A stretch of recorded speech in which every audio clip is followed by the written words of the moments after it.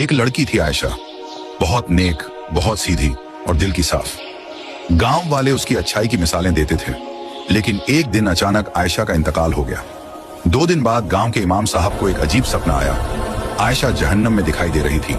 अगली 2 रातों में भी वही सपना आया। इमाम साहब परेशान होकर आयशा की माँ के पास पहुंचे और पूछा, बहन, आयशा तो बहुत अच्छी थी, फिर मुझे वो जहन्नम में क्यों दिख रही है? आयशा की माँ की आंखों में आंसू भर आए। उन्होंने धीरे से कहा, मौलवी साहब, मेरी बेटी सच में बहुत नेक थी, लेकिन एक गलती करती थी। वह नमाज को हमेशा टालकर पढ़ती थी, कहती थोड़ी देर बाद पढ़ लूंगी। इमाम साहब ने दुख के साथ कहा, बहन, अल्लाह के यहाँ सबसे पहले नमाज का हिसाब लिया जाता है। नमाज को टालना बड़ा गुनाह है। दोस्तों, नमाज पढ़ो, लेकिन वक्त पर पढ़ो। अल्लाह हमें वक्त पर नमाज अदा करने की तौफीक दे, आमीन। दोस्तों, सवाब की नियत से शेयर जरूर करें ताकि कोई और भी वक्त पर नमाज पढ़े और जहन्नम से बच जाए। एक लड़की थी आयशा, बहुत नेक, बहुत सीधी और दिल की साफ।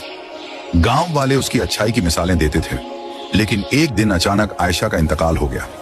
2 दिन बाद गांव के इमाम साहब को एक अजीब सपना आया। आयशा जहन्नम में दिखाई दे रही थी। अगली 2 रातों में भी वही सपना आया।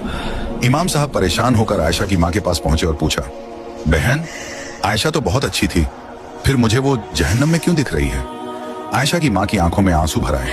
उन्होंने धीरे से कहा, मौलवी साहब, मेरी बेटी सच में बहुत नेक थी, लेकिन एक गलती करती थी।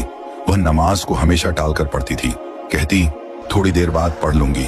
इमाम साहब ने दुख के साथ कहा, बहन, अल्लाह के यहाँ सबसे पहले नमाज का हिसाब लिया जाता है। नमाज को टालना बड़ा गुनाह है। दोस्तों, नमाज पढ़ो, लेकिन वक्त पर पढ़ो। अल्लाह हमें वक्त पर नमाज अदा करने की तौफीक दे, आमीन। दोस्तों, सवाब की नियत से शेयर जरूर करें ताकि कोई और भी वक्त पर नमाज पढ़े और जहन्नम से बच जाए।